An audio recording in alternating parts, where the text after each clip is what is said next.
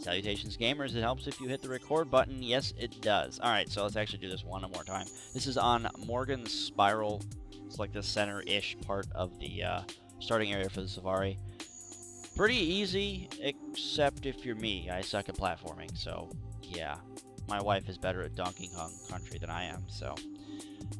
if anything, this proves it right here. I just fall because I'm that good. But yeah, that's okay. The puzzle itself is pretty straightforward. There are a couple instances where you kind of have to really look for like steps in the rocks, and I almost fall there again. For the most part, the logs are going to be your main cause of issue, and also the trees coming out from the rocks really kind of block your path.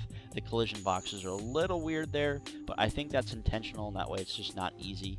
Most of the rock jumping is actually pretty easy, but you just really want to watch out for the logs and also the trees coming out of the rocks. So this part was actually pretty cool because it was just kind of like climbing up a floating rock with stuff all over it. There are a couple instances where you got to be a little bit extra careful because the camera's going to kind of play tricks on you. That's coming up shortly. The main issue really is just the camera and the collision boxes. You got to watch out for those. Those really kind of screwed me over a couple times, as you will see coming up in the near future here. Making your way up the rocks.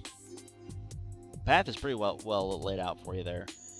Those vines I thought were going to get in my way, but thankfully ArenaNet was not that mean. This part here is a little bit tricky. You got to kind of position yourself right exactly where you want to go and just jump, press forward, and you're all good.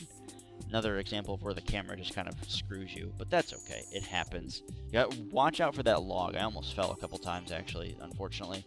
The logs, as you get higher, I think, are just literally kind of play mind games on you. Just go up these steps, pretty easy.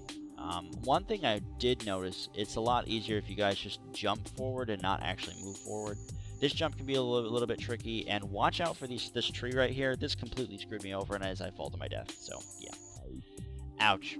Alright, let's just cut away and go back here. I almost fall again, but thankfully I don't. I just kind of jump and go forward, and I make it, so go me. This jump is a little bit tricky. You want to position yourself for that little point there on the rock. You want to just jump for that and then jump again as soon as you actually get on the rock. That way you don't glitch and fall through. Careful for that vine there too. That will knock you off.